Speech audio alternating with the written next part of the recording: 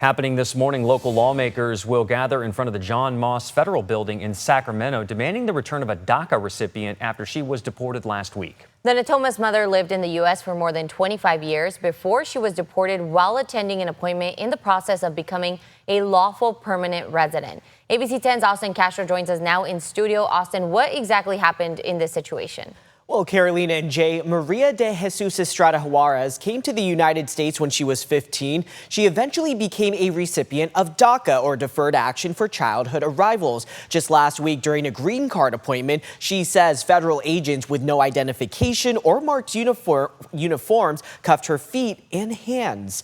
Now, Estrada Juarez's 22-year-old daughter, Damaris Bello, was in the process of sponsoring her mother for lawful permanent status. Federal agents cited a removal order from 1998 when Estrada Juarez was 15 years old crossing the border. She says during her first attempt at crossing, a federal agent detained and questioned her, later letting her go, then successfully crossing the border days later. She says she was never notified of any removal order. Legal experts say this situation raises some serious legal questions. And within 24 hours of her green card appointment last week, she says without any kind of hearing, she was deported to Mexico.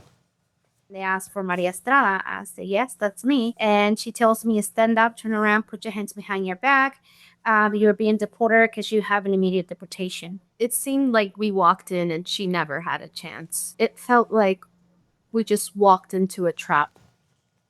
The Department of Homeland Security defends its actions, telling ABC 10 in a statement, Estrada Juarez, quote, received full due process and was previously issued a final order of removal from a judge in 1998 and was removed from the United States shortly after. She illegally re-entered the U.S., a felony, saying that final order of removal was reinstated when she was arrested last week. Now, we did also ask for documentation of that 1998 removal order and why, as Estrada Juarez says she was never made aware of it. DHS did not answer those questions. The mother-daughter pair is now looking for an immigration attorney. And again, that planned gathering with local lawmakers at the federal building in downtown Sacramento is scheduled for 10:45 this morning, calling for her return. Back to you. All right, Austin, thank you.